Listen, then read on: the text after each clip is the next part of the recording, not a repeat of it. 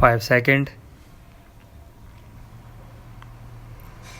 In order to strengthen security in trains and at stations, 17,000 RPF constables have been recruited and shall be shortly available for deployment. We also propose to recruit 4,000 women RPF constables in order to ensure security of ladies traveling alone. Special instructions are being issued for their safety in each class of travel with the indication of women RPF constables. Coaches for ladies will be escorted. Additional care will be taken for ladies traveling alone in all classes. RPF escorting teams in train will be provided mobile phones so that passengers can contact them when in distress. Security helpline will be augmented. We will explore the possibility of building of boundary walls around stations through PPP route.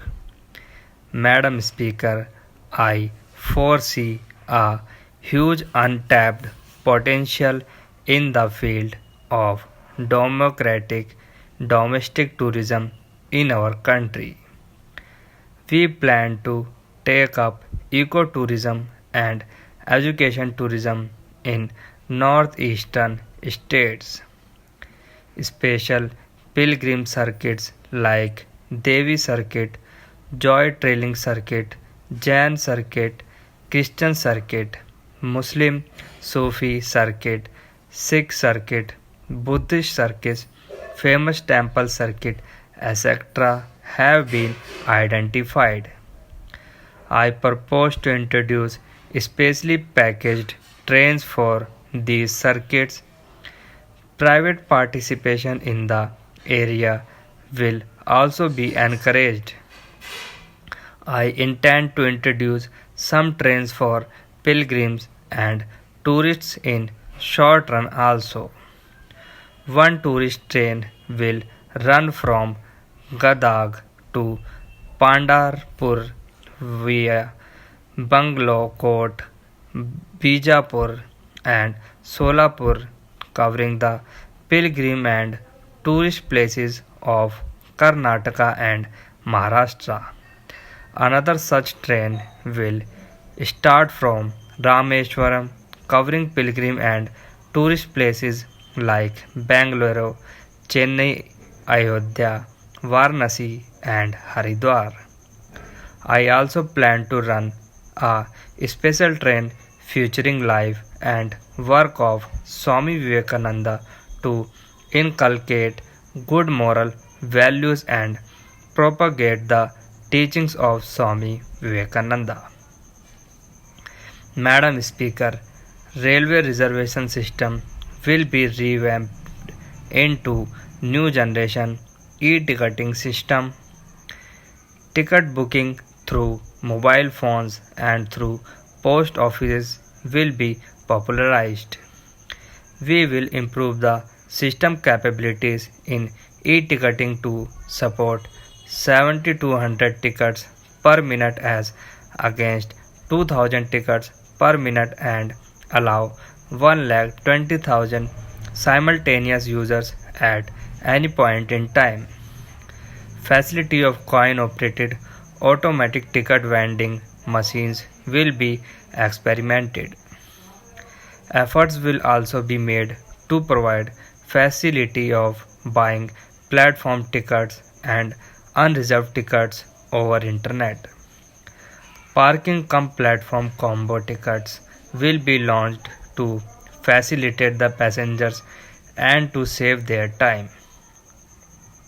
Madam Speaker, at the moment, the Railway Board, due to overlapping rules of policy, formulation and implementation has become unwieldy. Therefore, I propose to separate these two functions. Indian Railways has 13.1 lakh staff, most of whom work on the cutting edge of providing rail services. It is my duty that they are taken care by providing adequate facilities in this direction. I am initiating the following. Presently, an amount of rupees 500 per capita is contributed towards staff benefit fund. I propose to increase this amount to rupees 800 per capita. I propose to announce a special scheme for the meritorious wards of railway persons for their outstanding performance in academics and sports. For such children, the hospital management information system will be used to integrate all health units, divisional hospitals, and central hospitals, as well as our impaneled hospitals, examine feasibility of providing air conditioning in loco cabins. I am contemplating on setting up of a railway university for both technical and non-technical subjects. We will tie up with technical institutions for introducing railways oriented subject for graduation and skill development. In the meantime, staff at the ground level will be sent for short duration courses of technical and non-technical nature involving locally available technical institutions.